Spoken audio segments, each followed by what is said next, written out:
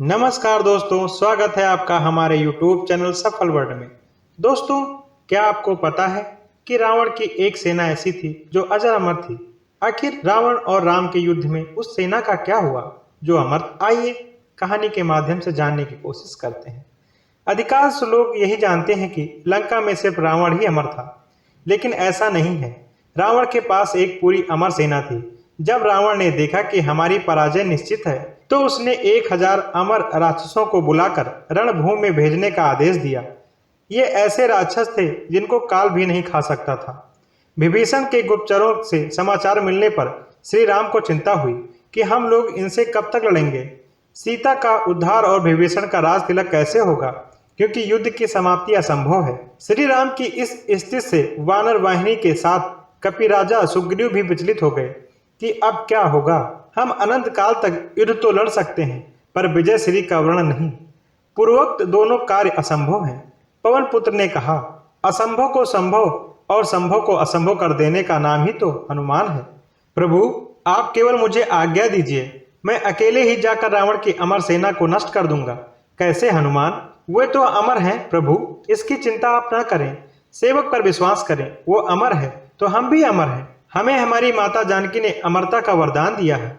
उधर रावण ने चलते समय राक्षसों से कहा था कि वहां हनुमान नाम का एक वानर है, उससे जरा सावधान रहना। एकाएक हनुमान जी को रणभूमि में देखकर राक्षसों ने पूछा, तुम कौन हो? क्या हम लोगों को देखकर भय नहीं लगता जो अकेले रणभूमि में चले आए हो? मारुति बोले, क्यों? आते समय राक्षस राज रावण ने तुम लोगों को कुछ संकेत नहीं किया था जो मेरे समक्ष निर्भय खड़े हो? निशाचरों को समझते देर न लगी कि ये महाबली हनुमान है।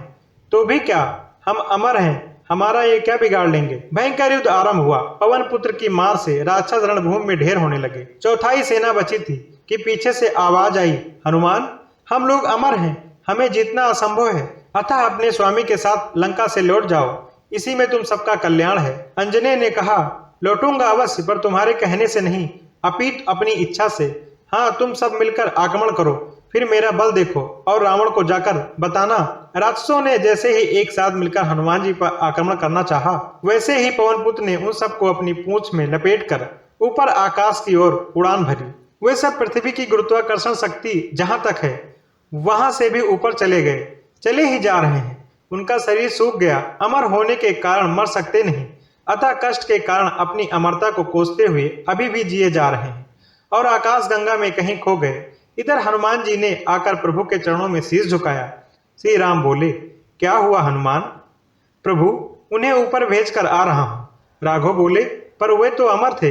हनुमान, हाँ स्वामी, इसीलिए उन्हें जीवित ही ऊपर भेज आया हूँ, अब वे कभी नहीं नीचे आ सकते। रावण को अब शीघ्र ऊपर भेजने की कृपा करें, जिससे माता जानकी का आपसे मिलन और महाराज विभीषण का राज सिंहासन हो सके। पवन पुत्र को प्रभु ने उठाकर गले लगा लिया। वे धन्य हो गए।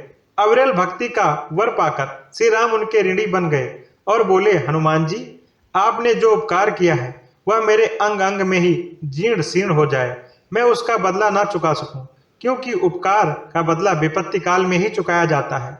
पुत्र, तुम पर कभी कोई विपत्ति न आए। हनुमान जी की वीरता के समान साक्षात काल, देवराज इंद्र, महाराज कुबेर तथा भगवान विष्णु की भी वीरता नहीं सुनी गई।